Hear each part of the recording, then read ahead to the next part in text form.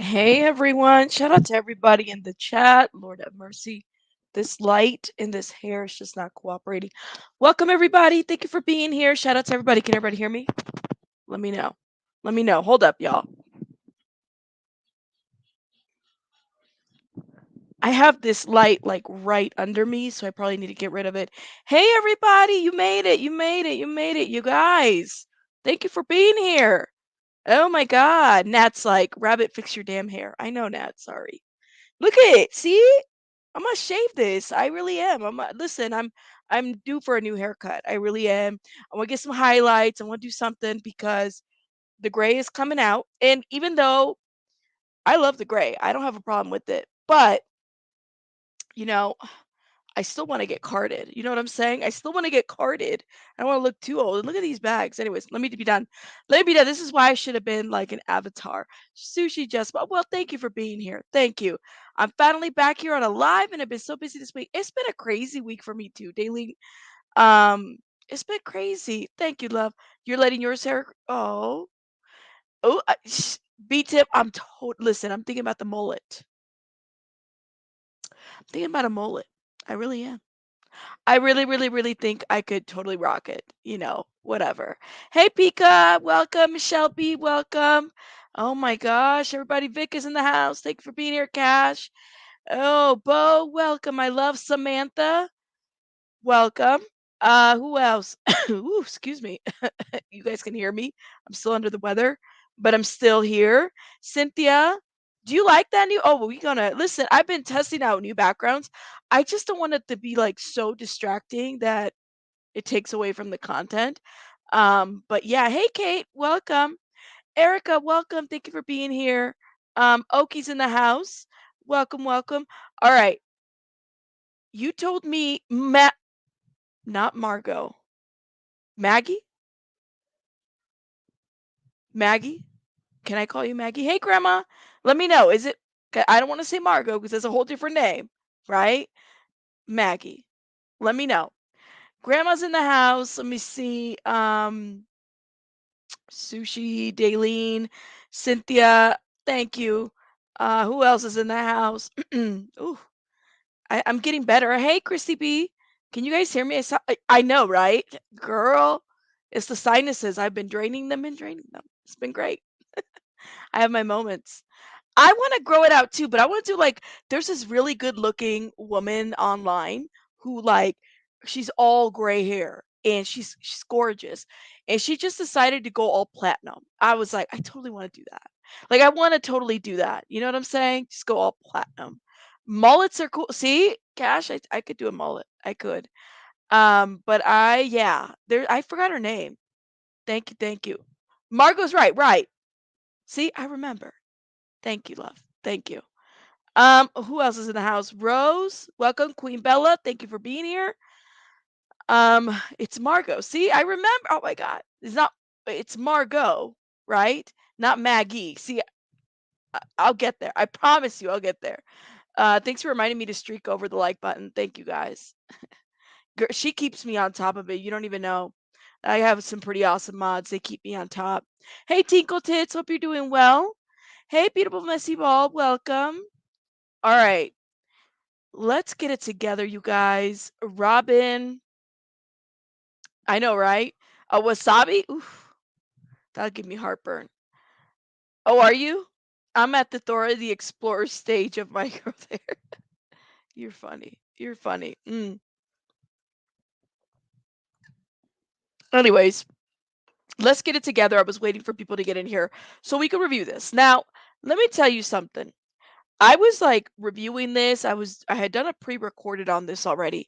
But then I scrapped it because I said I really like doing the live interactions when it comes to any Lima content, because it's just fun, and I get to interact with you guys and talk to you guys, and then you guys can interact with me, and we get to kind of talk that way. And I said, yeah, I don't want to take away from that, so fuck it. I'm just gonna do a live on it, and we'll go from there. You know what I'm saying?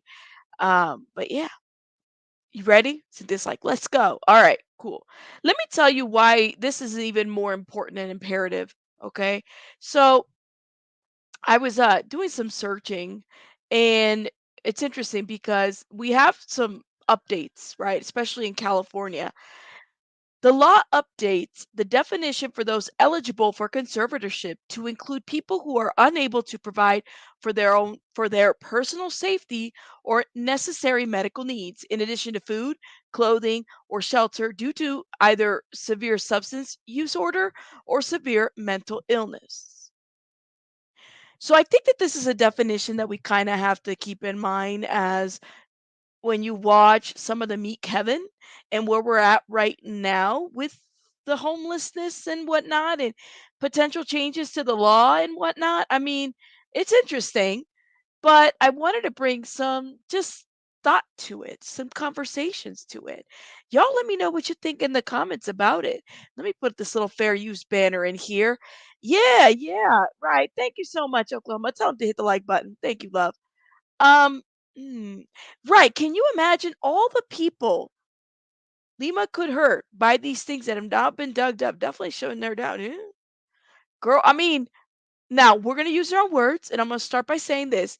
Please do not harass, dox, this woman. We are just giving commentary to this situation, and, just like any other YouTube channel would. But, let me know your thoughts as we're reviewing this. Let me hit play. Today, we have Lima, a startup, a founder or a founder of a startup, Aurora, a mental health platform here, and has worked and works with Soft White Underbelly on interviewing and monitoring folks who need help in our society. Welcome aboard, Lima. It's not called Aurora. Hold up, y'all. I need some tissue. It's called Aura, right? Not Aurora. Not Aurora. Not Aurora. But hey, what do I know? I didn't. Not my business.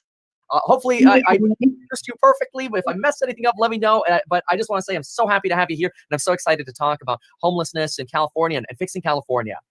Me too, and thank you so much for having me. I really appreciate it. Absolutely. So tell me, get us started. How do we fix it? We've got such problems here in California, and we got to fix them. How do you fit in, and what's your perspective? Yeah, so I watched a previous interview that you did with Invisible People, and I hate to say that I disagree, that I don't believe it is a housing problem. I think that your proposal for affordable housing, taking that real estate out of prime locations and pushing it out 45 minutes out of LA or the downtown district, is a really strong solution to affordable housing. The mental health issue and the homelessness issue is not an affordable housing problem. It is an issue of people who are unable to make decisions for themselves because they have mental illness, and drug addiction affects the brain and targets parts of the brain that basically shut down. So it's very challenging for someone to think into the future.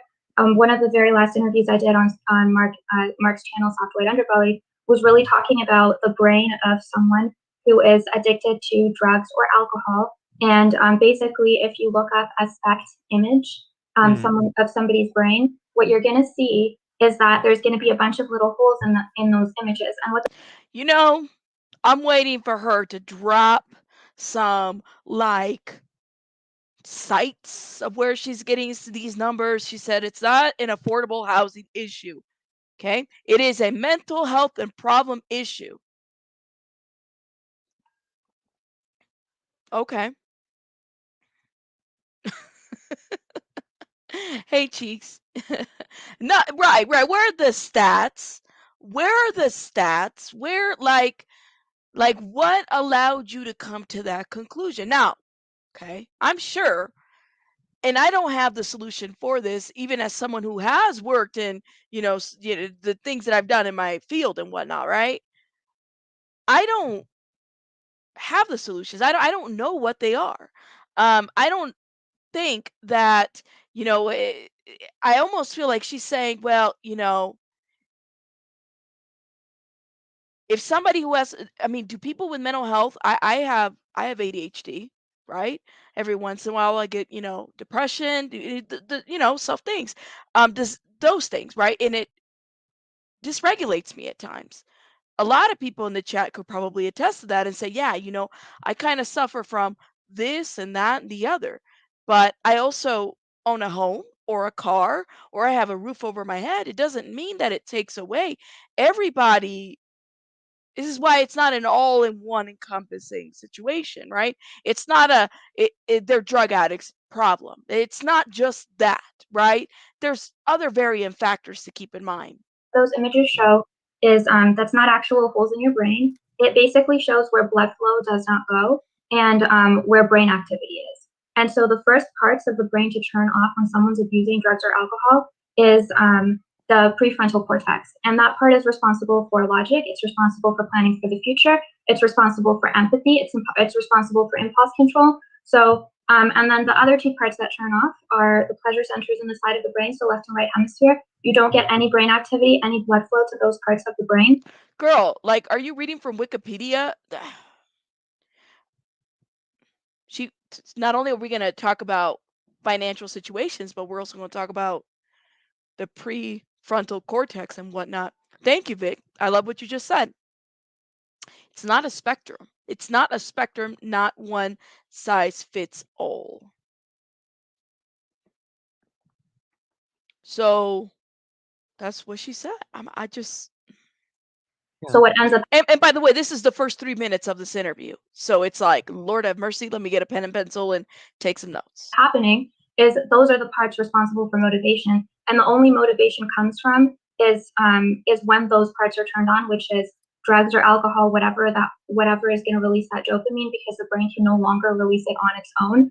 And so you end up with people that can't understand the significance of their consequences. And then they continue to harm and kill themselves. And so I know this to be true. I know this for a fact because when I first entered LA and I witnessed Skid Row, this was in 2014, and I was absolutely devastated, heartbroken that this could exist in America.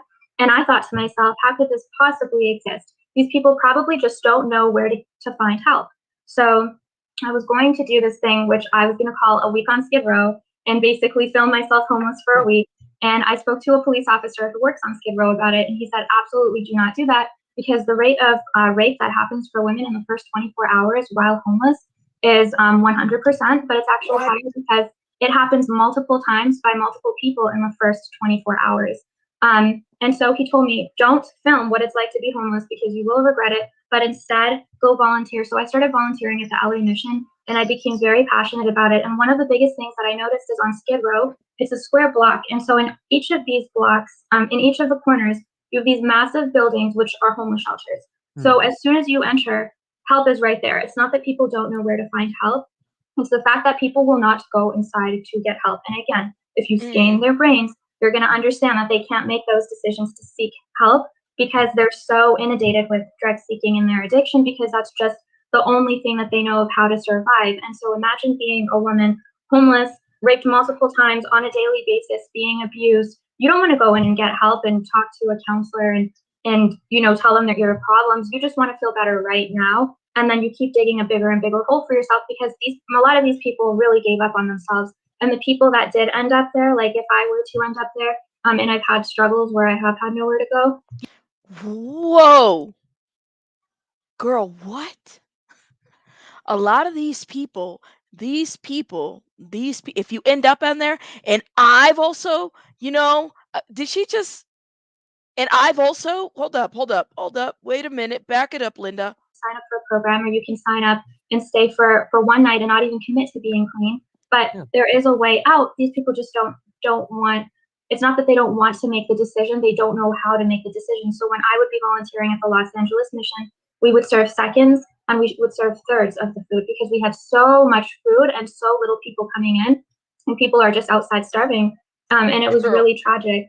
And I can speak firsthand from experiences that a little bit of my background. So growing up, my father was very abusive to my sisters and I and my mother. And so I remember all of it. And I had a God, if I hear her say, I remember all of it and my sisters don't remember nothing.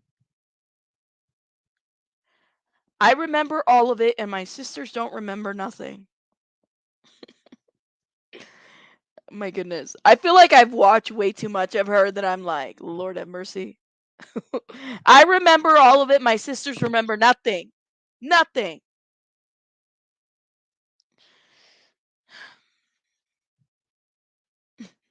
Yeah, she did. Hey Nola, hey crafty kid, all the people coming in, yo. She just, girl, big. I remember all of it, and my sisters remember nothing.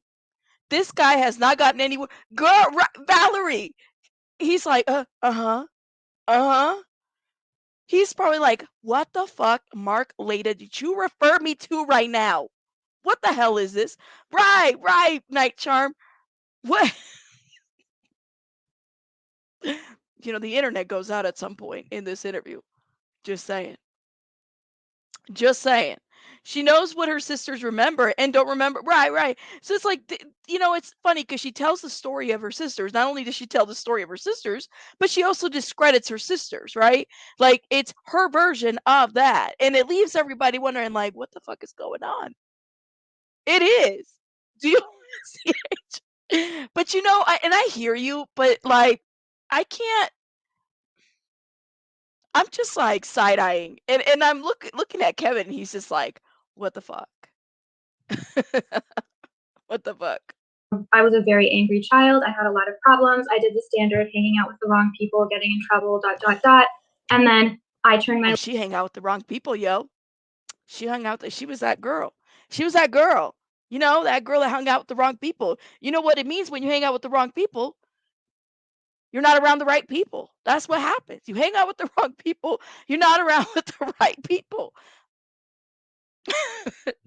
I'm just stereotyping, right? Stereotyping. Kevin, blink if you need help, Kevin. Julie, thank you for becoming a member. I know, but Kevin's like every time I freeze him, he's like, eyes are open. I'm just saying. Dot, dot, dot. No, Tazzy, we don't. That's a great question. But see, you know what happens? If you hang out with the wrong people, you don't get to hang out with the right people. I'm just like the stereotypical story. I think I'm just over it. life around it, I decided that I wanted to help future Limas not make the same mistakes I did, and that's kind of what got Oh, me involved in mental health.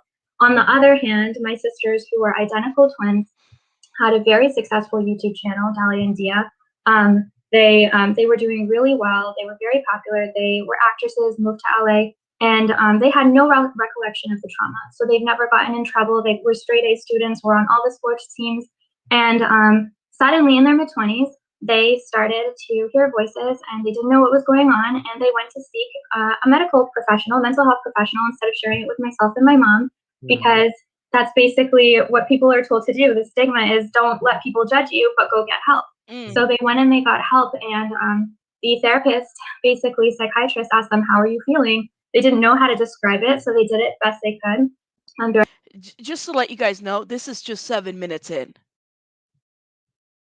Like, take a breather. Kevin, make the Wi-Fi go off, Kevin. Kevin, it's okay, Kevin. Man, why do I keep pausing it in the most awkward places? You know? Right. Look at this. Yo, I'm just saying, like I keep pausing it. Kevin, it's okay. The mic like the mic is off, the internet's off. It happens. They're identical twins, so they thought, oh, you guys have the exact same problem. They diagnosed them as schizophrenic, gave them over 15 different medications, no questions asked, and that was the diagnosis. That was that, and they developed an addiction to their prescriptions over a 3.5-year period. We found out that 4 years in that they were misdiagnosed. They actually are not schizophrenic. They were given the wrong medication. Antipsychotics will make it look like you're schizophrenic if you don't have it, and so now we're battling an addiction, and we're unable to diagnose, we're unable to treat the actual issue, which is called dissociative identity disorder. Girl, right. But Messy, I'm love that you said this. But BHA is the one who violated the twins' HIPAA, right? She's not even this girl. I don't know if she's necessarily treating them directly, but who's violating whose HIPAA? Girl, who's disclosing and putting shit on Front Street? I can't, yo. Yo, she is trying to convince people. Right, Bex. It's the word salad for me. But this is we're not even 10 minutes in, okay? It is literally 8:23. And it forms from your brain being fragmented as a child from violent ongoing abuse. And so it's been a huge issue. So my passion is what and my desire to save my sisters is what ultimately got me into this industry. And I think that one of the most dangerous things in our society is that people want to say, politicians want this, or insurance companies want that, or the top 1% or the wealthy versus the haves and the have nots. I think that that's one of the worst traits of our nation right now, and something that we all need to overcome is understand that we're all united, we're all people, we're all in this together, that a society functions on money. You need money to have a thriving society, you need money to be able to have food and an economy, and that we all need to work together to build up our nation together, and that the people that are in power and our political leaders are there to protect us and to lead us, and we need a revamp of that. And so I thought this was about homelessness. I don't know where we're at. Girl, Cat D, I don't know.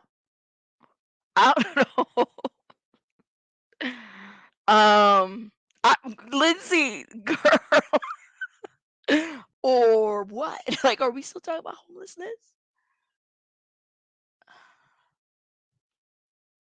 I think like that's the most fundamental understanding, because right now mental health care is so inaccessible. For my sisters, they've been to over 60 treatment centers each, so over 120 over a 5-year period. You know, I feel like there's a bit of a fallacy there. Okay. She says mental health is so inaccessible for my sisters, but they've been over 60 treatment centers. So there's people out there that haven't even been to one treatment center, let alone 60.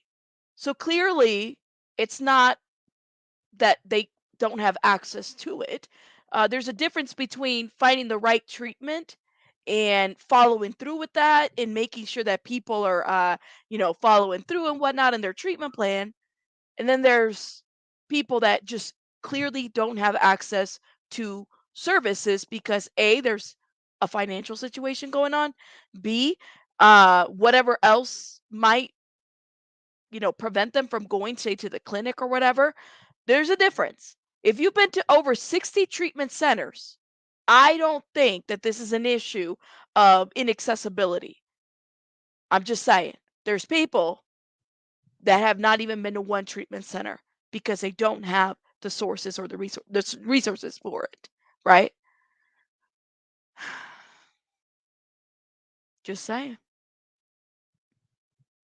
Yes, she does, Bunny. That's a good point. I'm so glad you made that observation. It's interchangeable with not only that, with drug use too, right? Is it Intergalactic Defender? Thank you for becoming a member, love. Girl, right? It's so this is what throws me off. It's like, yeah, there's a variety of factors. Don't get me wrong, but if you've been over to 60 treatment centers, you have access to them. For whatever reason, the treatment plan may not be the best. Just saying. Period, and they've relapsed every single time. Same with 90% of Americans. 90% of people that go to rehab relapse. And the treatment centers cost on average $45,000 per month per patient. Insurance companies are dumping so much money into.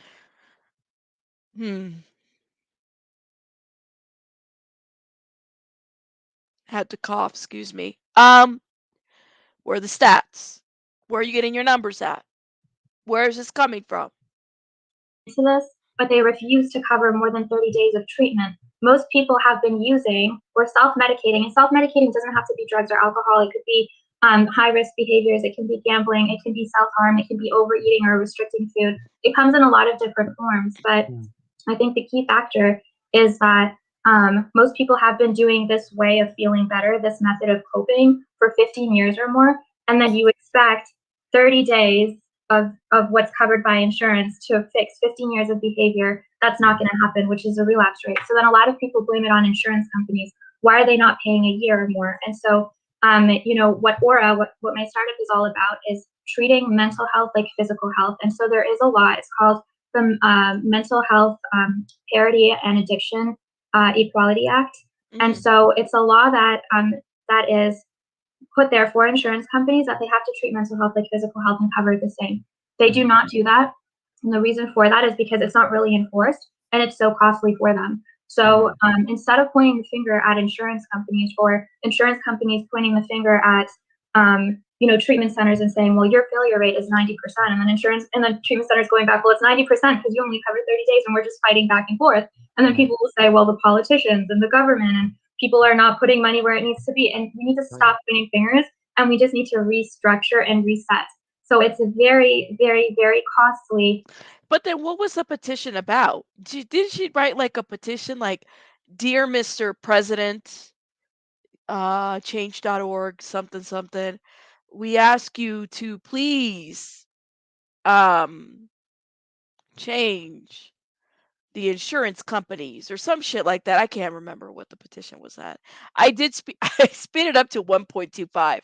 She is looking like she's talking very fast. Um, right, Kate, what does that have to do with the homelessness?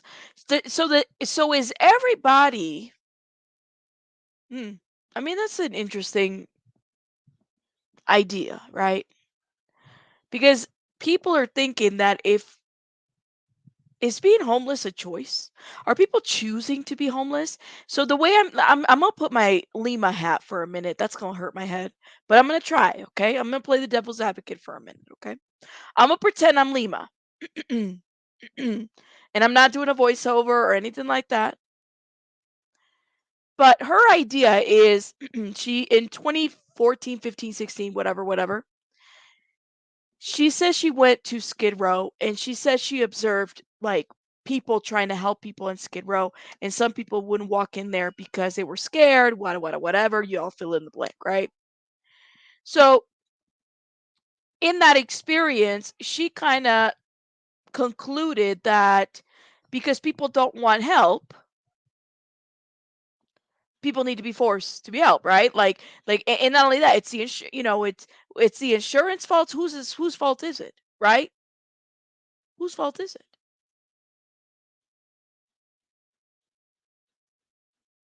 So what solutions is she coming up with? I guess I'm just confused by her train of thought. She's a handler. Oh Lord, allegedly. People are saying that. My head hurts already. No, it's not. Rabbit, I'm homeless and I don't think or do drugs. I don't, excuse me, I don't drink or do drugs. They don't put mental health as a priority in some states. I didn't choose, but yes, some do choose, right? Um, thank you for sharing, moderator. So I'm just kind of like wondering. Exactly, homelessness can happen to anybody. Anybody. With all that political pandering, she presents not one solution, right? Whose fault? Well, is it the we need to restructure the whole system? Everybody. I think she's confused by her own train of thought as well. I would agree with that. Mm. At least she's trying to make a change. I think her VR system is interesting and potentially helpful. Well, you're entitled to your opinion. A lot of people are one paycheck away from being homeless. Absolutely. It is circular. That's what I'm saying. It's society's fault. No, it's the individual's fault. JK, thank you for pointing that out. That's where I was getting at. It's a lot of circular logic to what she presents. Whose fault is it? Whose fault is it? I'm just saying, hey, it's up. Exactly, Cash. One paycheck away. Exactly, Lindsay. Thank you.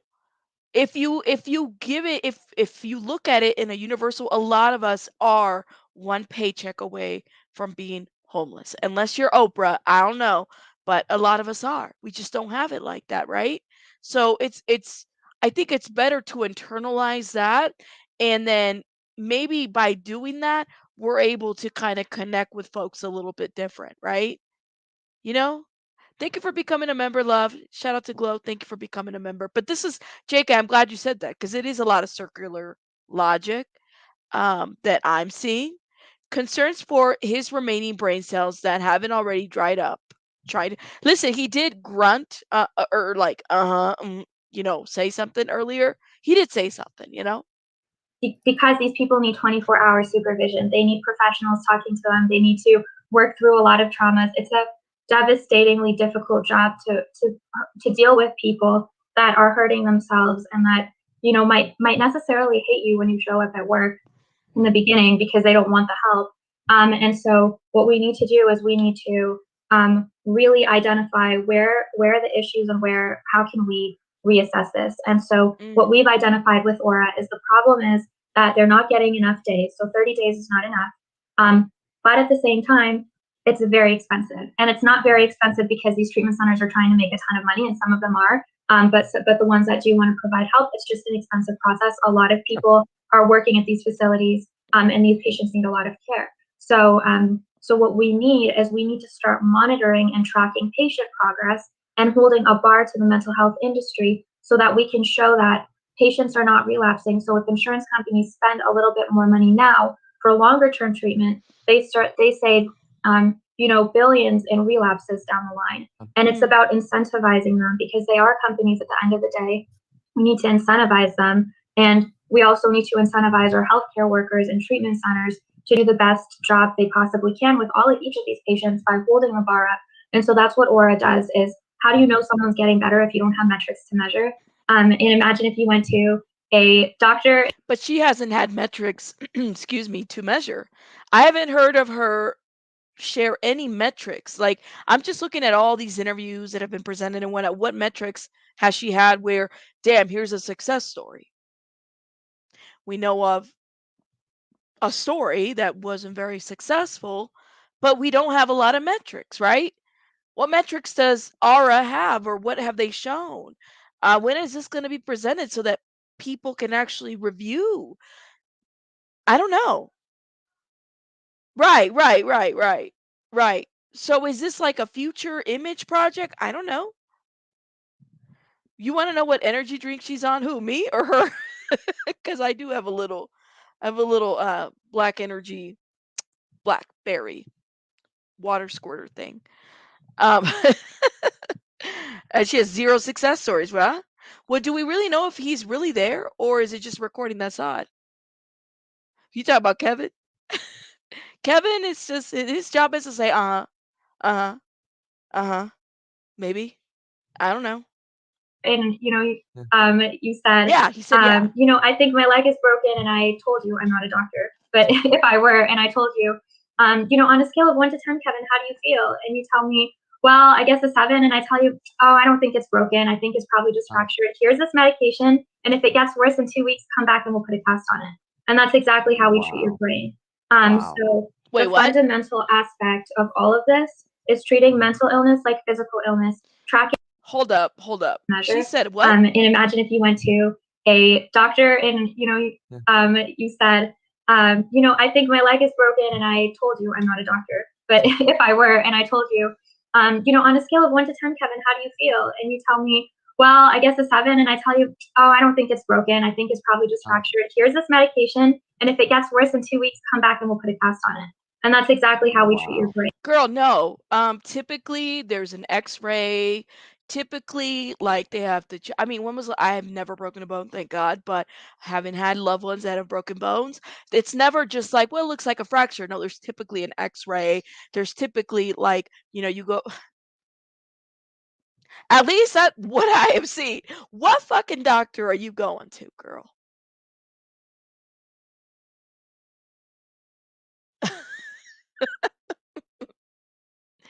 I'm just saying, like, look, I don't. What doctor are you going? Are we going to this?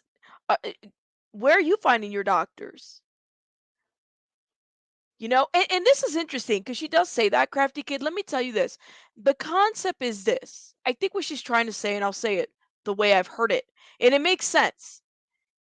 People need to start treating mental health like the whole physical health, right? Your whole physical health, right? Your body, your lungs, your heart, your brain, all this stuff, right? That's one. We tend to separate the physical. If I have a cold or if I have a sinus infection, that's what she means. It's like, typically they disregard what mental illness is. And she's right to a certain degree.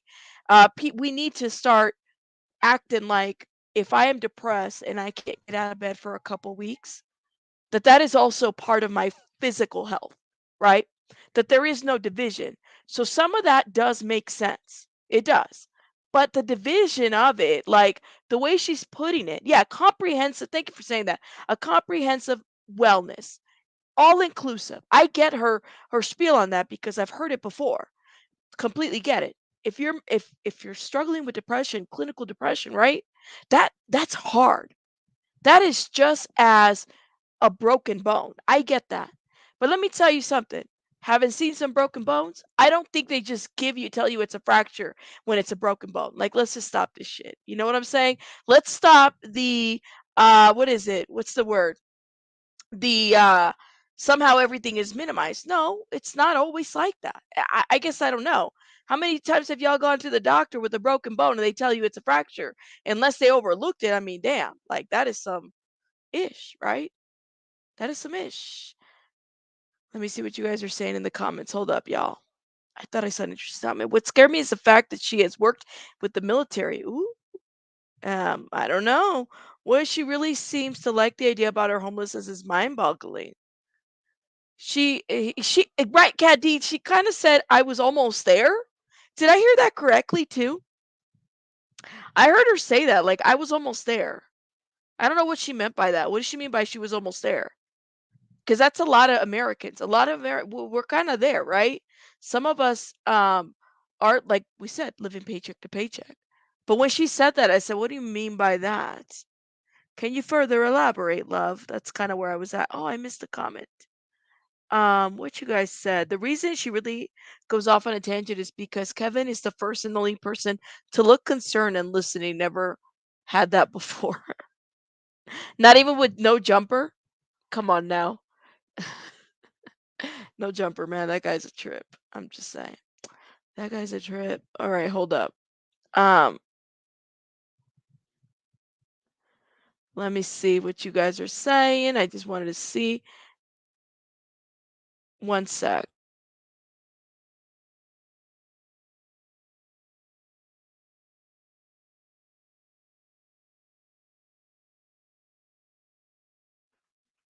Sorry, guys. I had somebody come in. One sec. Yeah, oh, okay. The metrics mostly means that they are sociological issues ministered in art. Exactly, Isabella. But what has she tracked so far in Aura? And that is something that she shouldn't be shy about sharing. She shouldn't be shy about displaying. She's been running this company for how many years at this point? That you would think she would have something. That's not what she's saying. I think y'all too busy picking at her instead of actually looking at what her product does. Well, Six Gun, sweetie, what does her product do? Do you know what her product does? Like, and I'm gonna call you out because I want to know. Do you know what her product does? How well versed are you in her product? Are you a user of it? Maybe you've had a better experience than, say, Amanda Rabb or somebody else. Anyone know why Kevin is chiming in on this? He does stocks, Jules, because he was doing a favor for Mark Leda. That's what I allegedly suggest. That's what I'm thinking. You know? Yeah. What product? I'm just saying. Okay. So you've used RS product. You're a user of that product. You use the VR headset and everything. Okay, I'm not a user of a product, but I think it's really interesting. Well, love, it is very interesting. Nobody's taken away from that. But we don't have to be like if there are issues that we want to commentate to, we can't. That's what we do. We're commentating. Um it is a very interesting product. I talked about it being used in the mental health field with other agencies that are accredited to do it, to do so. She's not. We don't even know if the girl's graduated from college, allegedly. So for me, yeah, I have concerns, especially in the mental health field. I have concerns. Just saying. She has a virtual system, reality system that puts the user in a situation where they would normally be using drugs. It's adversion treatment, just giving the other side. Right, we've talked about that. I've reviewed that before. We have.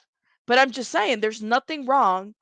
You're saying that she's being picked on, then you tell me why we can't pull apart things when she's not giving us stats. She's not giving us success stories. We only unless you consider Amanda Rabb a success story, there's nothing out there supporting that what she's doing is working and that it's helpful.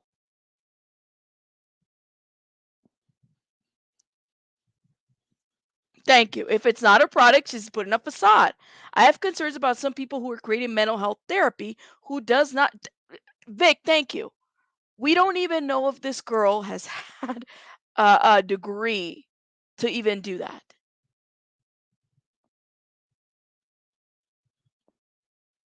I didn't say she killed Amanda. Didn't say that at all. But she didn't tell the truth about Amanda. I will say that. As somebody who's being reviewed, yeah, she wasn't honest about what actually caused her death.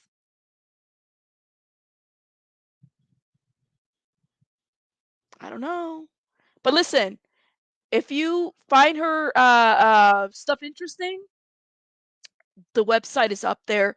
She might be taking clients if you'd like to go. I don't know.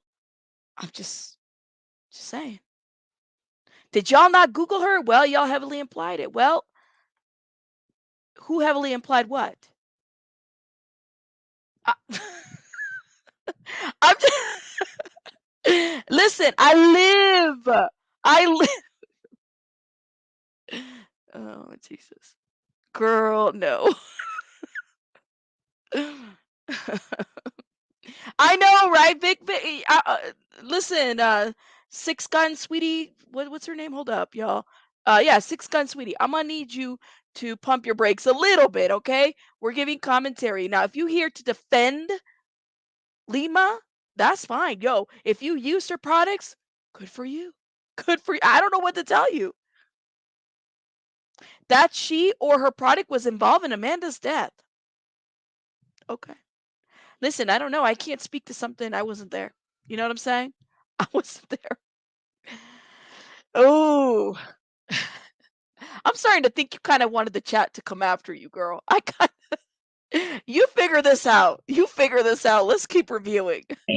Wow. So the fundamental aspect of all of this is treating mental illness like physical illness, tracking patient progress, and holding treatment centers to a bar and showing insurance companies that these patients can heal. I have a segue to go into from there regarding soft white underbelly, but I want to know if you have any questions. Oh, do I have questions? Yes. Yes. So I want to start with a little bit of a leap for starting because there's so many questions. Psychedelics, good or bad? So Finally, Kevin has a question. It's just like 15 minutes in the interview. Psychedelic. And the whole question that he could ask is about psychedelics. I get no, your opinion is welcome, girl. Your opinion is welcome here. I'm just saying, don't come in here being so accusatory of what everybody's saying. We're saying what we're saying. I mean, if you can make statements and accuse people of doing things or saying things, then you're going to have the chat respond to you. That's what we do here, right? You over here accusing people of ish. But he asked about, I know, Liz, listen, I think that it's all good. It's all good. Right, Misty, it's all good. You're stuck on the Meow Mix commercial. It was one of those pitches that she did in those videos. Oh Lord. Mm. Right, Aesop. You know already know, especially in the mental health field. Let me tell you something. Something came to my mind yesterday. I was watching. I'm gonna pull it up. Since we're on this conversation. There is this very interesting app that is going to be released. All right, let me share it real quick because it's under AI. And this right here, I'm like, this is interesting how AI could be used. That might be helpful. There's an app that was created in Colorado and it combines advocacy and AI to help victims. So I was testing this and I was telling some friends about it, right? And I said, "Look, this shit looks really interesting." What you do is this is specifically to victims of domestic violence. So this is where AI I think could be really helpful, where if you are a victim and you're having conversations with the perpetrator and like you know how like you might get threats or there might be coercion in the situation or there might be like gaslighting, this app you would copy and paste the message into the app and then it'll pinpoint exactly the red flags that this app is seeing. Right. And this actually has mental health professionals behind it. Okay? This isn't like people that actually graduated from school. You know what I'm saying? Like those kinds of people, you know? So this would work, right? I was like, I'm interested to see what this looks like, and I'm going to do a video about it because I think it might be interesting to look into it as well. But it's a new app where it's meant to really help people identify the red flags in domestic violence. I thought it was great. You know what I'm saying? That's all. All right. All right. Are y'all still fighting in the chat? Don't be fighting in the chat. Can we kumbaya? Are we good? Are we good? All right. Let me see what you guys are saying. Yeah, right. If you don't do as I say, I will lock you up, says Mickey. Right. Oh, it gets worse. It gets worse. Yes, thank you, Erica. Please, we're not trying to attack her. I think Rabbit and crew have tried to find a lot of answers, and it seems like information is missing. Maybe you have special information. Thank you, Erica. That's what it is. That's why I asked, are you a user of this product? Because if you are, well, dang, like, are you a success story? Is there something that you would like to share? Totally open to that because the creator of this company is not willing to share any data. So I would assume that what can we really truly gather from it? That's right. Hug it out, Pika. Hug it out and then streak. That's what you do. There's a lot of studies that show psychedelics to be very helpful with trauma, and Psychedelic. I'm definitely behind that research. I support it, but I do not support anybody using marijuana or psychedelics recreationally. I do believe in marijuana as a medicine. I do believe in psychedelics as a medicine, and I always think that someone should be present that's a professional when we're going in that aspect. What is so yeah, and a lot of the research on psychedelics shows that really for them to be successful, I imagine you know this, is that you need that monitoring and that constant support, that this is like a 2-3 month process, which really She lost me on the psychedelics part because I do feel like in the last, I don't know how many years at this point, that there have been some stories, a lot of research of success with psychedelic use and certain, you know, what is it, health issues, you know? Just saying. Just saying. reiterates what you're potentially even Mhm. longer, which reiterates what you're saying with this 30 days is a joke. Mhm. You're just getting started. So what's the barrier to this beyond the insurance, the 30 days, which is probably the biggest barrier?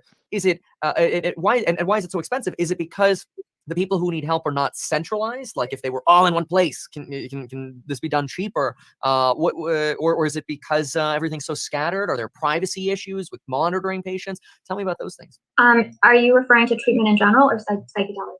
Oh, and so sorry, back to sort of mental health in general. Treatment in Yeah. general. Oh, So the issue is that there's not enough beds, there's not enough facilities, there's not enough mental health professionals to treat the number of patients that need help. And so that's why I originally designed. Six gun sweetie, she gonna lock you up if you're using. She said anybody. This is where she feels like people need to be institutionalized, locked up. Just saying, she gonna lock you up. She'll lock you up. Don't be using those mushrooms. She's gonna lock you up. Aura because it's a way to track people. It's a telehealth platform, but there's also things that enhance treatment. So to make that 30 days as effective as possible through virtual reality and implanting memories in people's brains, because when you're actually doing it, and right now therapy is I'm teaching you how to be calm while you're calm. Imagine you're Right. traumatized. Imagine you're triggered by something. Imagine your drug of choice, or imagine you're in an environment where abuse happened, and then let's do some type of skill or exercise Oh, wow. And then when you're out in the real world, you get that fight or flight feeling. You never had it while you were in treatment. And then you're like, what do I do? What do I do? I remember before I was in treatment, this glass of, Miller of Light or whatever helped me. So it's like so that's where the virtual reality play comes in.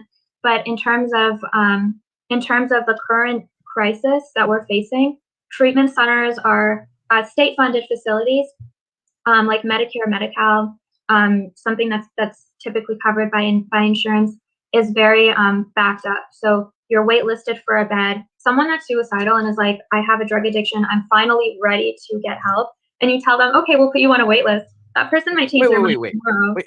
I mean, there are always all these commercials about suicide prevention. Call this number. I've never called the number. The number is a joke because those hotlines, they actually have a script of basically rhetorical questions that they talk to you, but they get you to basically answer your own questions. So that the script is, how can we make this conversation as short as possible? You know what is so infuriating about this is she says the number is a joke. Like, I get it that the number may not be helpful to some, but to say that the number is a joke, and some of these people, there are clinicians out there that develop those questions, evidence-based questions, number one, right? And even though they're rhetorical sometimes, or they may be annoying because you're thinking that, damn, like right now, it's just, I'm just trying to deal with this, and here's all of this, and there's all these questions. Like, no couth, right? That right there is a slap. If you work in the mental health field, have a degree in any kind of sort of mental health behavioral science, that is a slap in the fucking face right there when she said that. I said, you are give me my chancla. Give me my motherfucking chancla right now, because I'm about to slap somebody right there. I'm not saying that they are helpful. Should those phone lines do a better job? Absolutely. But right there is a slap in the face. That's what she said. I've got word sets. I've had to use one of those numbers to save my life.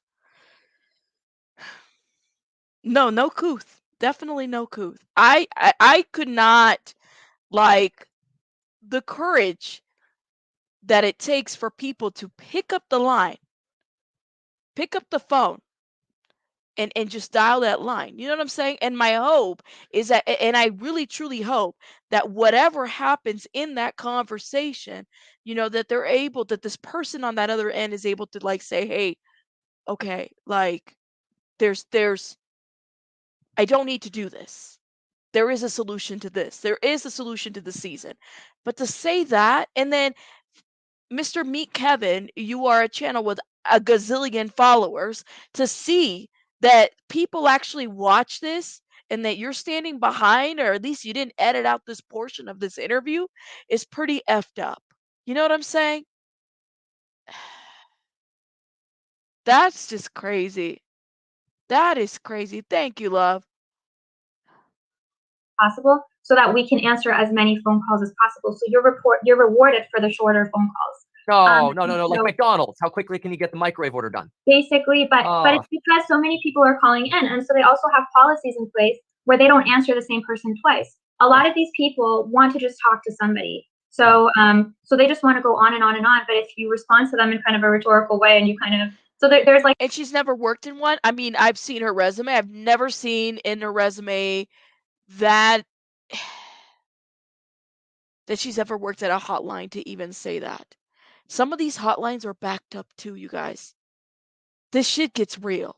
Absolutely. It takes courage for people to call the hotline. And for her to say, we don't even know how many people have watched this interview and watched her say, this is a joke. The hotline is a joke. That is pretty effed up. Pretty effed up. a psychology behind it.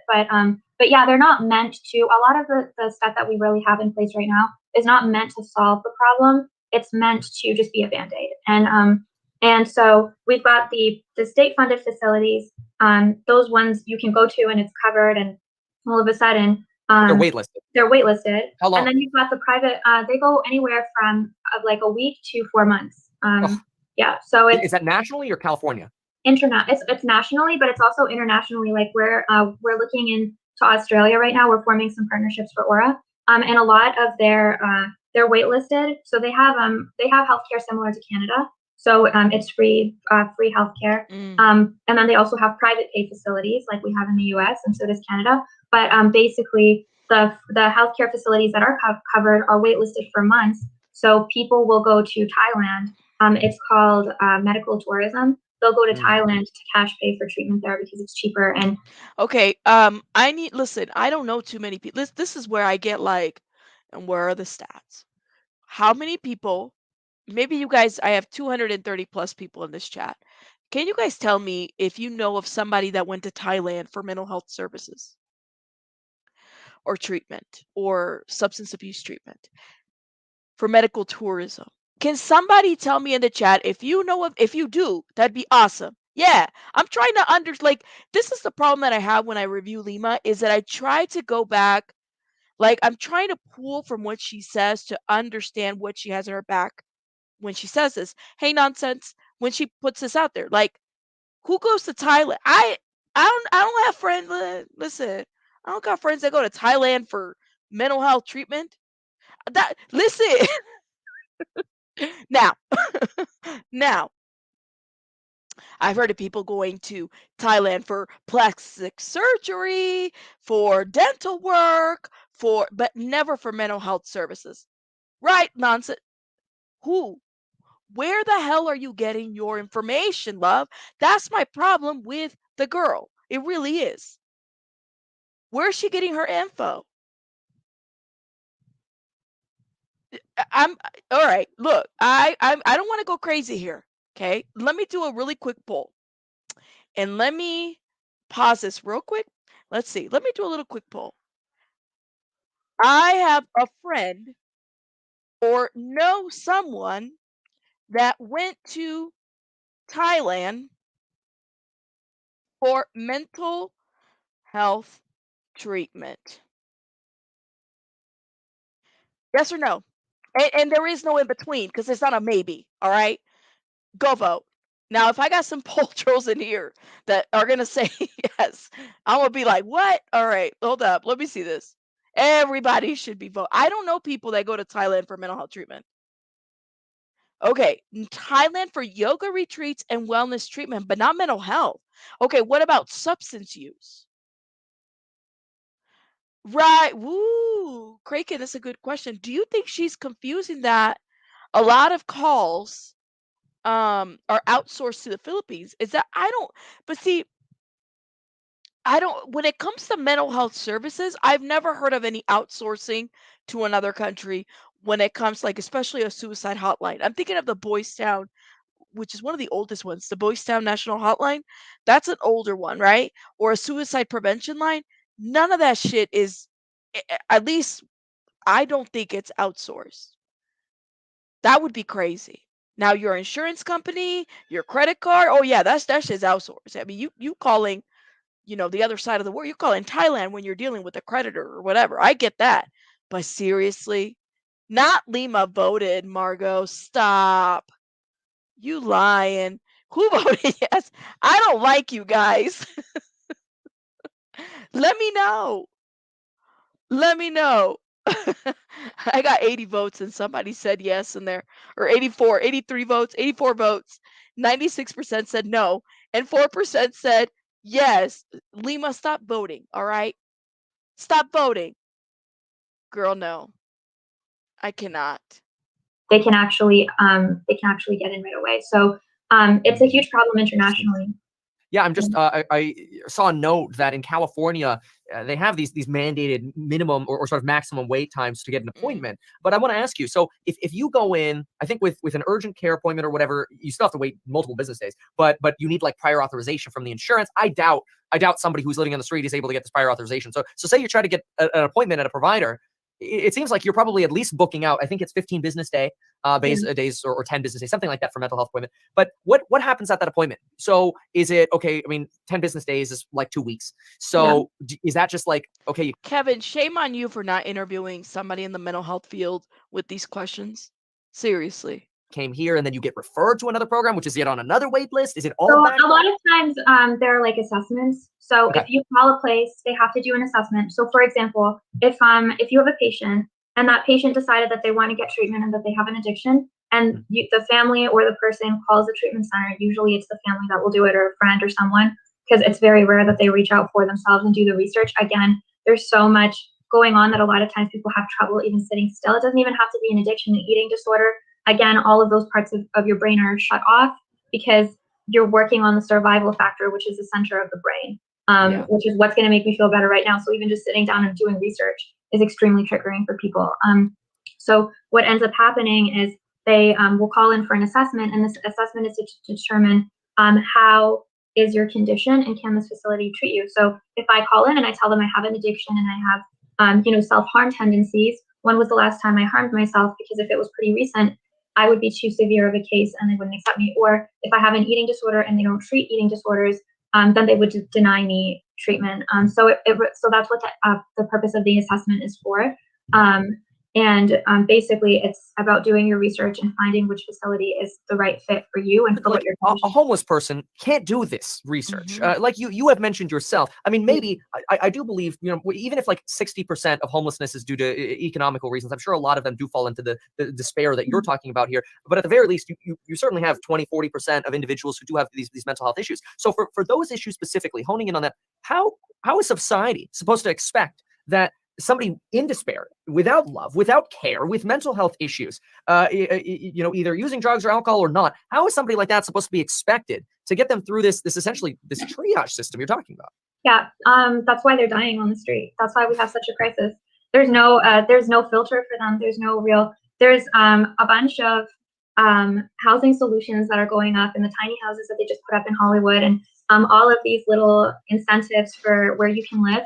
And I've worked with numerous families. I've done care. So like See, I've worked with numerous families and I've done care. Okay.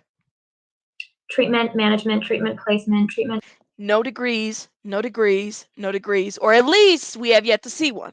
center referrals, because I've worked with so many treatment centers that I know what the best fit is based on looking at someone's medical records and all of that.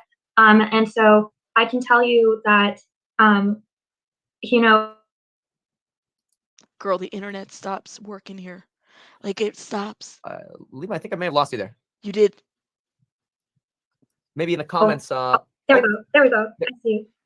Can you see me again? You're good. Back Okay, to it. cool. Okay. So I've worked with a lot of like very high profile people that obviously I can't say who they are because of course. the law. And they are or were very affluent, and their addictions kind of led them down a path. And then the rehab factor is so expensive that they just end up out. So how many success stories has she had from that's the biggest thing is what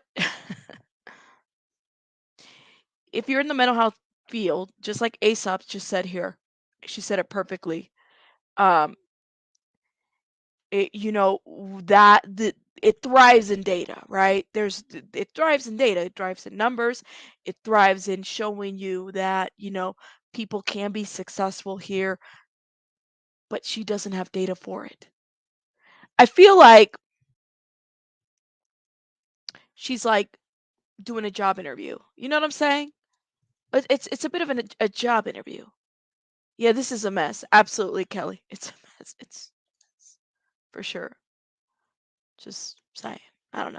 Out of money. And so it's a huge problem. And a lot of people, like for example with my own family situation, the only mental health will make you homeless. So unless you have a family that's gonna claw at everything to try and make sure that it doesn't happen to you. And my sisters put it. She just said that mental health will make you homeless.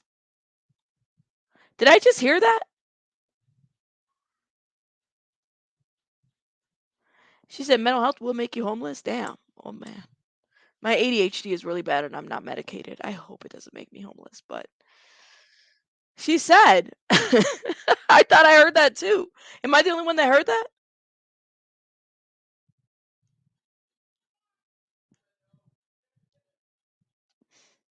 Yes. Okay. Damn. Well, tell me how you really feel. Ended up homeless numerous times. My mom is such a saint, but she's a huge enabler, and she will give them whatever they want, and she'll be heartbroken if she says no. And so she's gotten them numerous places, and I've seen this with other people as well. Family members will pay for housing and will pay for this, but if the person feels awful, the inside of their home will look awful, and also they'll let bad people into their home, and then all of a sudden it turns into a Skid Row like environment. Yeah. So it's Now, not a housing. you A Skid Row like environment. She is very reckless. No couth. That's what we're saying. She's very reckless with her word. She has a lot of like, is it preconceived notions about some of the stuff? The stuff gets crazier and crazier. No one's questioning her, but bringing her on as an expert, girl, right? I'm like, she said a Skid Row. So a messy home. Man, yeah, my house look. I guess that means that if you don't address it, look. I think what she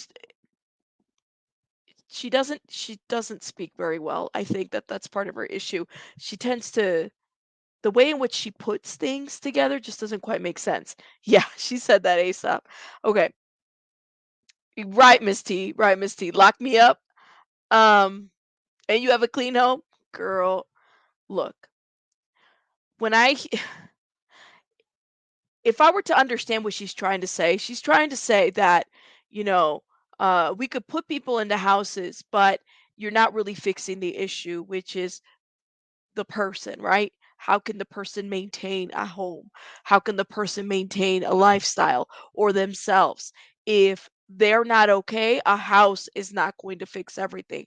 And in that, I think, okay, I get what she's saying there, but it's the way she speaks that kind of like just throws everybody off. Like, why you say it like that, girl? you mentioned though tiny homes. Yeah. Who or for whom are those appropriate?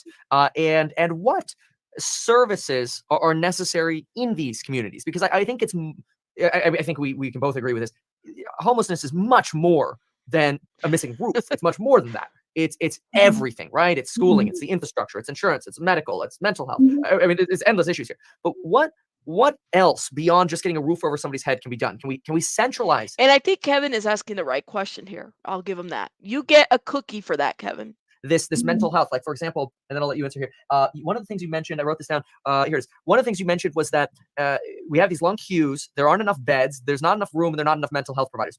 If we had a centralized area, or many different centralized homeless Yeah. areas, but in that community, we actually had a mental health area where they Yeah. can in person track or whatever. What do you think? 100% where I was going as well. Yeah. So, Okay. Yeah. yeah, totally agree. So we do have facilities that don't have wait lists. Okay. Those facilities are private pay. So they're Of not course they covered are. by insurance. They go anywhere from $35,000 a month upwards to $135,000 per month. Oh, And so these facilities have beds. They're usually at between 40% capacity upwards to like 70% capacity on average. So they have a pretty good like 60 to 30% open beds. The issues are that they're unaffordable for a lot of people. Okay. And so a big part of what I would do to reform mental health is really give some sort of initiative to these treatment centers to I know that you can't pass a law that is like a conflict of interest for a company. So when I'm talking about what I do, I'm not saying that everybody should use my technology, but I'm yeah. saying that you should find technology like Aura that monitors and tracks the patient's progress. And if you're not meeting a certain bar, then all of a sudden you don't get covered by insurance. So these insurance companies know that if you're meeting this bar, the rate of relapse drastically drops if they're getting this type of care and if they continue to get this type of care. And so one of the patients that I was working with on soft white underbelly was Amanda. Here we go. And unfortunately, she has just passed away Oh, last Sunday, and sorry. it's been a really difficult week for a lot of different reasons. And the biggest factor was when we first started helping her. Are you familiar with Amanda's story? I'm not. Okay. So Amanda was basically, Mark interviewed me on his channel, and we decided that we were going to start a scholarship program, and we're going to start fundraising, and we're going to pay for someone for 1 year of treatment. So we were raising $250,000 to cover 1 year of care for somebody, cash pay, so insurance can't just cut them off, and show you that anyone can be saved. And if you do it, Didn't she take a personal loan out for this one? And then Lima herself, was really worried about it and also attempted to commit herself suicide. Am I the only one that remembers that part? I think I remember this part, right? She took money out of her own, she took out a loan, right? Because she couldn't pay it. She took this on, she couldn't pay it, and then she decided, allegedly, that she was going to end it. She was struggling with her own mental health issues. Y'all remember that part? Yeah, scholarships equal GoFundMe, right? I mean, I'm not making this up. By her own account, right? Remember when she went on No Jumper? She said, I had to take my own money to pay. Ah, thank you, love. I thought I was correct. So then she took, thank you. Yeah, that mama is like, listen, Rabbit, she took out a loan to pay for Amanda's stuff, treatment, behind her husband's back.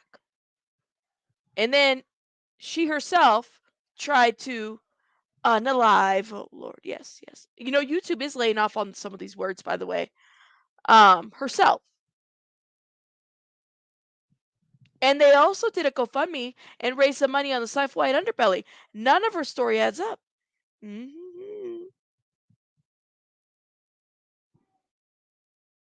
Mm. That's a great question. I don't know, Nansa. That's a great question.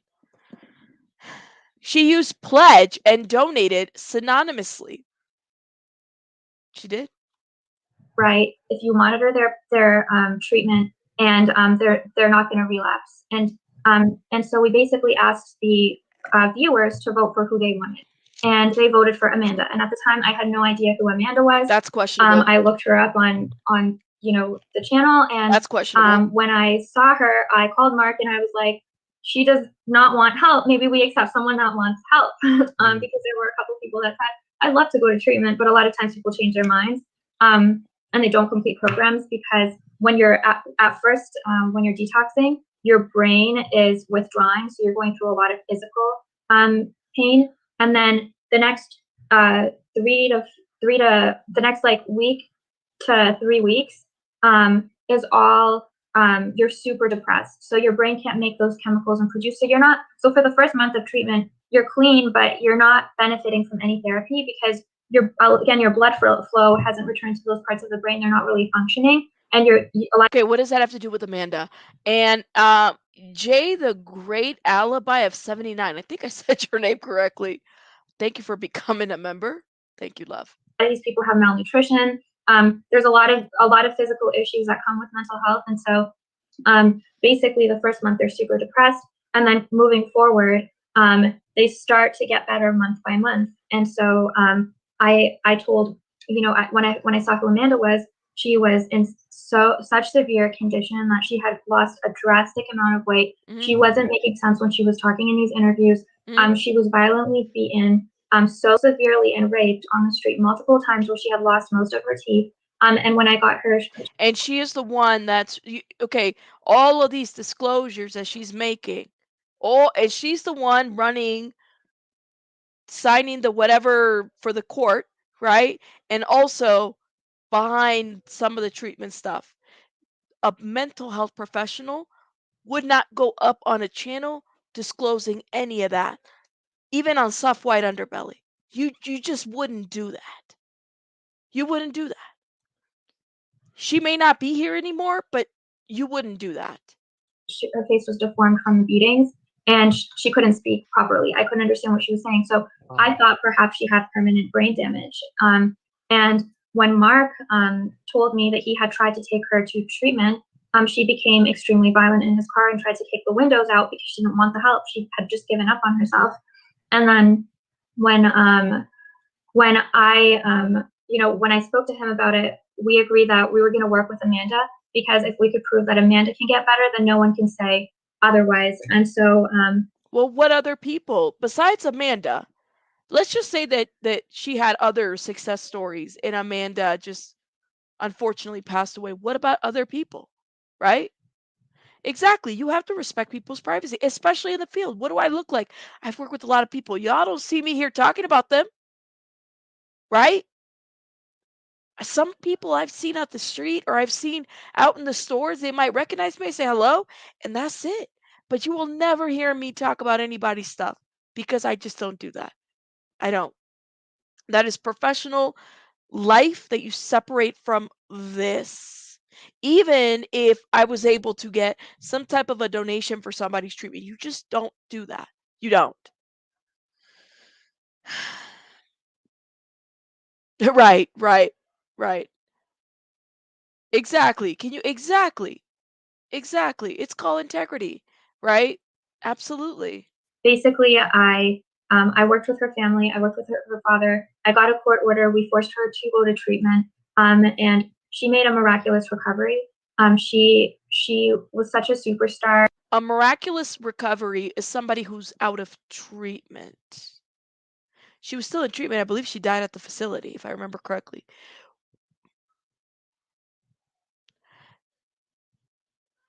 Somebody who is out of a facility and no longer there is no what's the word?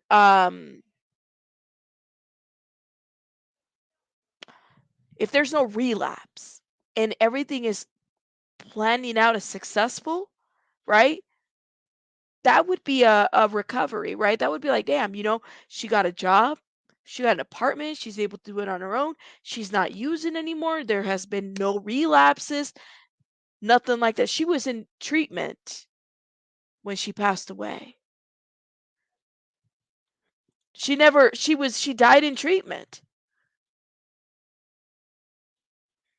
So I'm not really sure how all of this I guess for me it's like we might have different definitions of what is it? Miraculous recovery would be. And such an incredible person that she watched her old videos on Soft White Underbelly, and she called me and she thanked me for getting her off the street, and would constantly call me and tell me that I'm like a mother to her and that she doesn't really have any family. And we were very, very, very close. I heard from her every day, and I heard from her right before she passed away. She went to sleep and she just didn't wake up. And it was really tragic. It was really shocking. It was really hard to take. But the issue is that we're still waiting for the autopsy, but it was a physical problem. She died of natural causes in her sleep, and they're just trying to figure out what that was. Yeah. She died under 24/7 surveillance in the treatment center. And the problem was that she was just homeless for too long. So it's being investigated, but they're saying that it could be from the traumatic brain injury that she suffered over her time being homeless so often, plus the long-term drug use. And she abused crack cocaine heavily. So Girl. someone like Amanda, who had she made her own decision, would have continued to be on the street and would have known to just have passed away as, someone that was abusing drugs and a sex worker, and the end. And that's just what happens to people like that. But instead, Amanda shifted her story and she passed away as someone that And that is just what happens to people like that. Mm.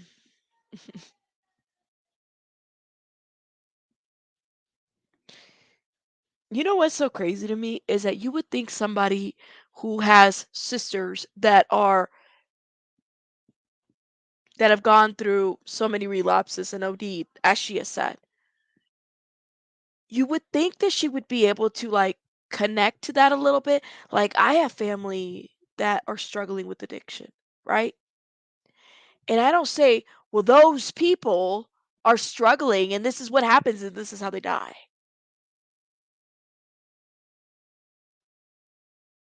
That's there is this like disconnection between her and the people that she like who she sees. And yet, Lorenza, thank you. And yet you're the mother figure at 33. Girl, what? Well, allegedly, if that's her age, I don't know. That got clean, that had forgiven everyone that hurt her, that came to peace, that was talking to patients at the treatment centers and at the treatment center and helping them stay clean and telling them not to leave. And she was just such a beautiful soul that she was getting ready to go back to school to be a certified nursing assistant. So it's such a tragedy, but it happened because she was allowed to be homeless. And so what I would do if it were up to me to reform the system is that nobody would be allowed to be homeless. It's not a choice. If I am going to attempt to kill you, I'm going to get arrested for attempted murder because I am hurting someone else. However, if I am hurting myself, I'm going to get 5150 in California. And there's other names for it in other states, but basically forced into a psychiatric hospital for 72 hours and then released. And that's it. So that's not a solution. Somebody that is on the streets abusing drugs, somebody that's putting themselves in a situation where they're constantly being sexually assaulted, where they're constantly being violently beaten, where so many of these people in these tents overdose and die, and there's dead bodies in the tents, and nobody talks about that. Nobody wants to talk about how many people are just overdosing on the streets of LA under a tent. And it's their freedom to make the decision. Or being targeted to do interviews, on like soft white underbelly. Nobody talks about that, right? But if you scanned everybody's brain, you would see that they were incapable of making their own decisions. And the one thing that I will never forget that stuck with me with Amanda is how many times she called me and said thank you, and how shocked she was when she watched those videos, like she was asleep the whole time, and that she was so grateful that she was saved. And I truly believe that there should be three things that should be done. It should either be, if you're homeless, you need to seek a homeless shelter.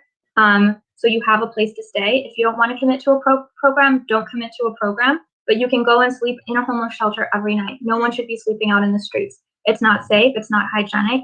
It's not okay. Nobody should be treated like that. Number two, if you don't want to go to a homeless shelter, then you should be sent to a psychiatric hospital. And so people think of all these horror movies when they think of a psychiatric hospital, but I'm speaking as a sister. I'm speaking as a family member of, people that I love to death, that I don't want to end up on the street, that I don't want to end up in Amanda's situation, that I don't want to end up in a place where they're harming themselves. That if you're not willing to admit yourself into a homeless shelter, if you're not willing to willingly admit yourself into a rehabilitation facility, and again, assuming that we can open up more rehabilitation facilities by incentivizing these private paid facilities. Yes. You know what? Let me stop right there. This is a good point. She says she didn't like mom enabling her sisters, right? Because her mom's a saint. That's what she said. But she has no problem with Mark giving those addicts money for drugs and then interviewing them. Right. Girl, make it make sense. Facilities to work with insurance companies and making it beneficial for both. And there's a lot of different ways to do that. But and then if you're not willing to take one of those two choices, on a psychiatric hospital, because psychiatric hospitals will just sedate you because they have so many people that are on edge. So they give them sedatives, they have a TV room, and they have a bed to sleep in a room, and they check your blood pressure out every now and then. We'll walk up to you and be like, Kevin, any thoughts of suicide today? No? Okay. And then they walk away, and that's your entire day. So if you don't want to make the commitment. Say what? Oh, Lord. Hold up, y'all. I'm trying to digest this. Cape's like, what? Spooky. I need a gummy too for this, and I can't have any gummies. Lima was suggesting that Amanda's death was due to her. Hey, Monica. Shout out to you, Monica. Beatings received while homeless. Although the autopsy states otherwise, it sure does. It sure does. You guys gotta check out BJ's. Listen, you gotta follow BJ on her IG, on her community wall, and all that other stuff, because she be dropping some stuff. Listen. Just saying. To get better, then at least as a family member, I know that you're safe in a psychiatric hospital. And if you want to leave, you're allowed to leave, but you can only leave not on the streets, but instead to a rehab where you're willing to go. And if Ooh. you choose to leave rehab, you either go back to the psychiatric hospital or you can go to a homeless shelter or Sure. you can go back to rehab. Those are the only. So, but wait a minute. But the problem is, Veronica, thank you for the dollar. You're awesome. Thank you. And Chico, shout out to Chico's in the chat as well. Okay. The problem is, if I remember her correctly saying this is where I feel like you're not getting it, girl. Earlier in the interview, they were talking about how there's this wait time, right? There's wait time in the beds and it's 15 days and whatever, whatever, whatever. So is the issue how quick this treatment is happening? Who's paying for it? Like, what exactly is the issue that she's trying to make that she feels like it all needs to be this way? I mean, the mental health industry, there is no fix all to it. It is a very convoluted system. It is a piss poor system. Like it's very, people fall through the cracks all the time. People that need the help don't get the help, right? The services either too expensive, they're not in an area that they can get into it or anything like that. So my question is, um, what is the problem?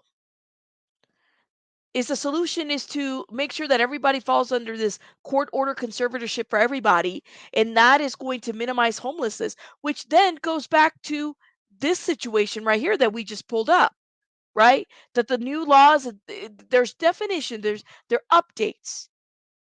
Eligibility for conservatorship to include people who are unable to provide their own for their personal safety or necessary medical care. One sec, hold up, y'all.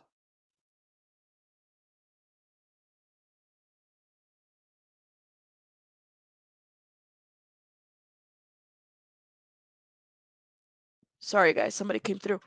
Um, as we see it, that there's going to be definitions of those eligible new updates for conservatorship to include people who are unable to provide for their personal safety or necessary medical care in addition to food and clothing. That's a lot of people that they're trying to put under conservatorships. It's a lot of people, right? Right. And that's a good point, right? But she said that it was the systems that, these mental health systems aren't doing it right, but her sisters, as it pertains to her sisters, but there's a lot of people that don't even get to see a mental health place. Long waitings, right? Long wait lines. What does that have to do with, what does the waiting have to do with homelessness, right? Because it seems like to me is that people are trying to sweep people away, push them away into some type of treatment or some type of incarceration or some type of a service right away. That doesn't make sense to me. It's not going to help. It isn't. It isn't. Yes, many people with addictions don't go to shelters because you can't go in if you have been drinking or if you're high, and people don't have to lose. That's a good point, moderator. So, is the shelters, maybe they have to review their policies because unless you're trying to take everybody's choice away, sure, are there people that choose to be homeless? Are there people that choose to use drugs? Okay, there is. But we're not going to put everybody under conservatorship and think that that's going to help everybody, right? I would hope not.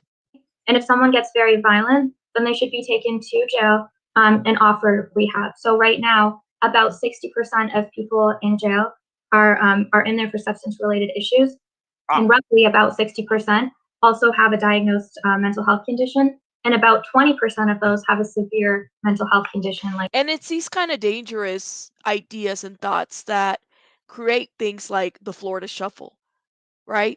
Where then you have people that are working in these facilities that aren't even qualified to help these people. And they just put them up on like some treatment center, okay? And don't provide them the services that they actually need and basically play with their life. Exactly. Exactly, Liz. Right, right.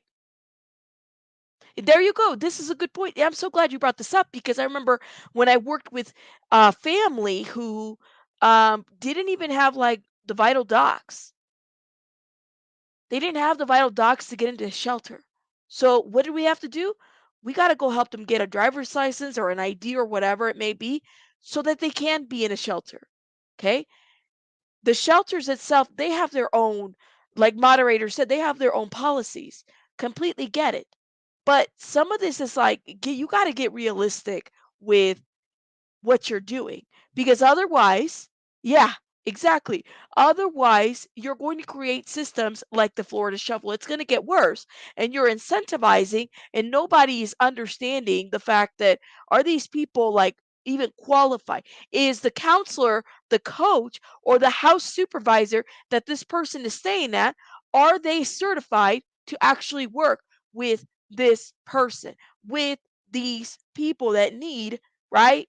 The services and mental health support. That, my friend, is important. Okay? To schizophrenia. clarify, the jail, not like prisons, right?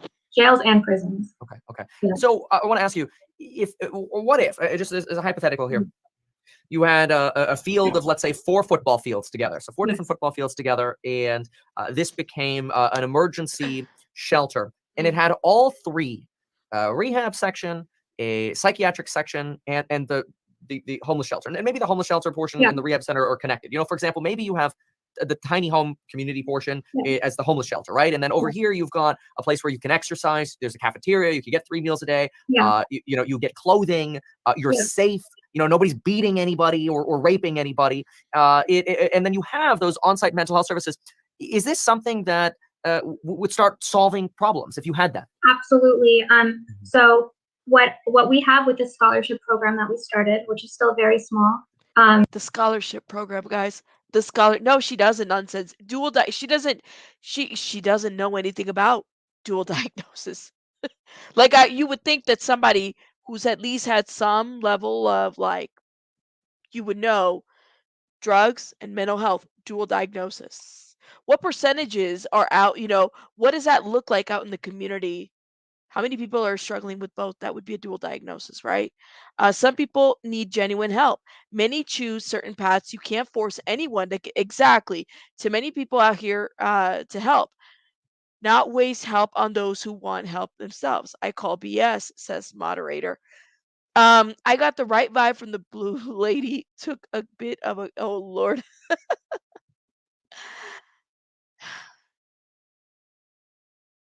She's got the answers to it all, y'all. She's got the answers to it all. Is basically a 1-year plan. So it's a 1-year commitment and it's mandatory. Like if you start it has to be a 1-year commitment. And what that is you start out in detox. So you would have to have a building for detox, and that building is going to be full of medical professionals that are going to deal with convulsions or anything that's going to happen, or weaning someone slowly off of whatever, because you can't just cut someone off cold turkey. It can be. And it's interesting nonsense because what she does is she throws out a lot of numbers. If you type in some of the numbers that she throws in, she's pulling shit from Google, right? I'm looking for like medical peer-reviewed articles that she's pointing at to support her research. Nada, nothing, nothing. It's a scholarship program, y'all. Scholarship program. Very, very dangerous. So that would be a more hospital-like environment, and they would stay there depending on their condition for anywhere from 5 to 10 days. So that would be the detox center. Moving from the detox center, they would go to residential. And so what we did with Amanda is we monitored her progress.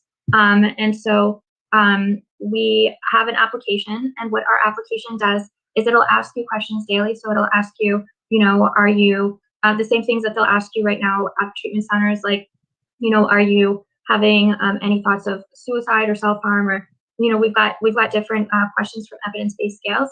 And so right now that's all they use to diagnose you or to track your severity. But what we do is we also do voice analysis, so we can detect depression in the voice, we can detect anxiety in the voice, we can detect post-traumatic stress disorder. If you tell me, that you're fine, we could say your voice is very flatline, and it's showing that he's disconnected from his emotions, exhibiting symptoms of PTSD. So the voice is actually very rich in data. So we validate what you answered. I'm fine. I'm like, doesn't seem like you're fine. And then we also do biofeedback. So we track your distress levels, blood pressure, all of. And listen, biofeedback, all of that requires accreditation. Who's accredited? Who's doing it? That's the problem. That's what we need to find out. That is concerning because you don't just throw out there evidence based who's doing it, who's using these tools, because the person that's using them also needs to be licensed. Biofeedback, people need to be licensed for that. They do. They do. It's the truth. All right, guys, we're going to finish reviewing this. I think we left off at 4235. I'm saying the number out loud because I don't want to forget it. And then I can always come back and review it. 42 and 35. Let me know your thoughts in the comments about this. A lot of y'all are feeling some type of way about this. And, look into it. I'm telling you, look into it. Let me know your thoughts. I don't have the answers to everything. I'm just giving commentary. Let me know your thoughts in the comments. And I will see you guys on the next one. Shout out to the new members. I got to go, guys, because I got to go tend to baby bunny. But you guys have a great night. Rabbits out.